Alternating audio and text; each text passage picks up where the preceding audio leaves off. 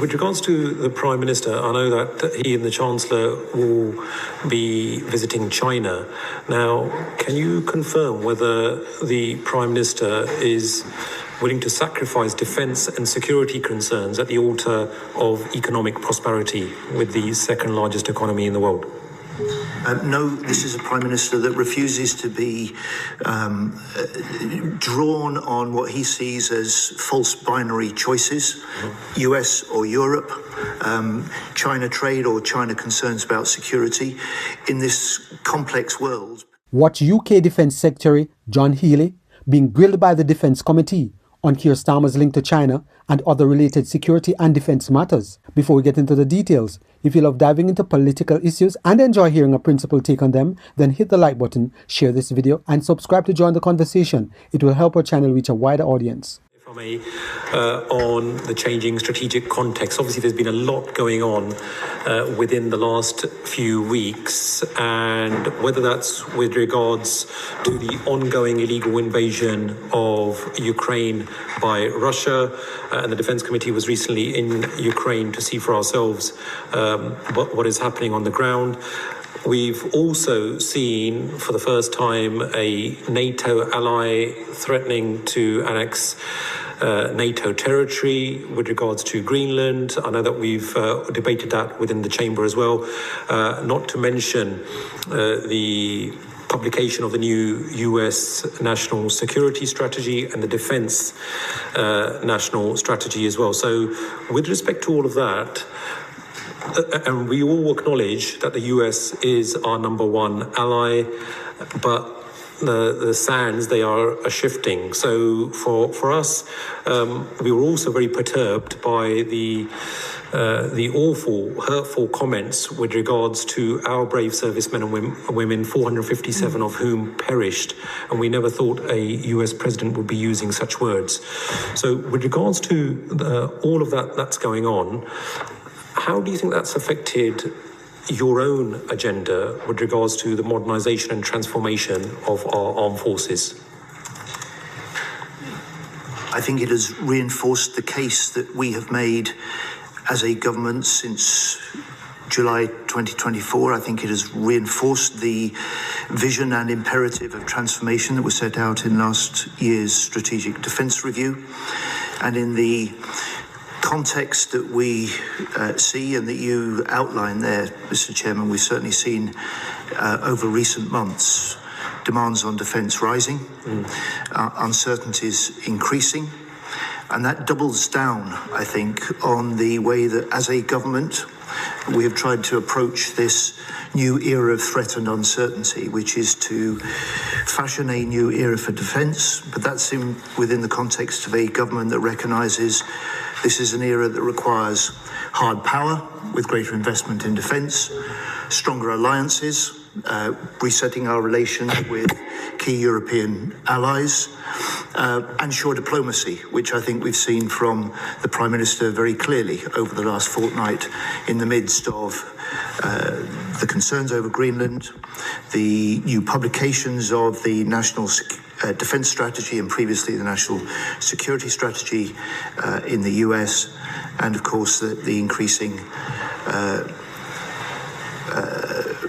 commitments that we are ready to make in support of Ukraine. Will you be investing more in our own sovereign capabilities? Because a lot of us are concerned that we seem to be beholden to other allies and we do not have sufficient sovereign capability. And that, I think, was also part of the government's agenda to bolster the defence industrial base. You've often intimated that defence is an engine for growth. So what are you doing to ensure that we have more sovereign capability? Will we be investing in more UK sovereign capability? Yes. An argument I've made for several years before the election. We declared at the election when we were elected into government that we would look to direct British defence investment first towards British-based firms, new jobs and innovation in this country. That's exactly what we have been doing, and over the last year you've seen over 1,100 major contracts let, 84% of that going to British-based firms. And in the last year, you've seen a rise in the direct defence investment into British firms by over 6% above inflation. And with regards to the Prime Minister, I know that he and the Chancellor will be visiting China. Now, can you confirm whether the Prime Minister is willing to sacrifice defence and security concerns at the altar of economic prosperity with the second largest economy in the world? No, this is a Prime Minister that refuses to be drawn on what he sees as false binary choices, US or Europe, China trade or China concerns about security. In this complex world, particularly with a complex country like China, there are both enormous important trading opportunities with China, but there are also security concerns that are deep-rooted and continuing, and he will and we will balance both.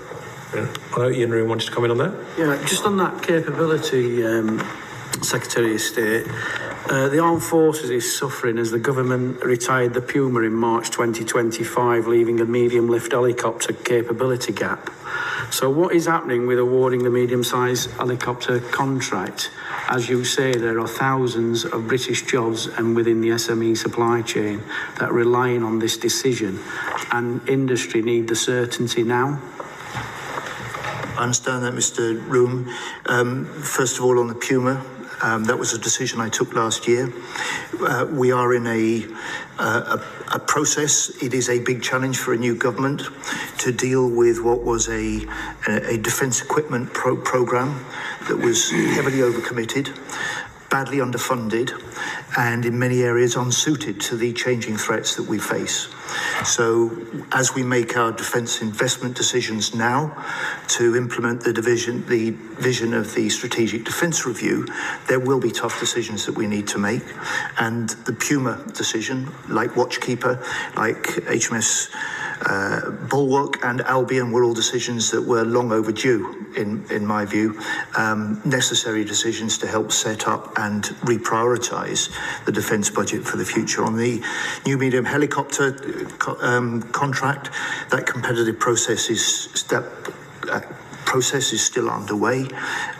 We're considering that in the context of the wider investment plans and priorities that we are balancing at the moment, but I am acutely conscious. As I understood it, there was only one successful candidate left in the contract. You will understand that there is a contract process underway, and that's not been completed yet.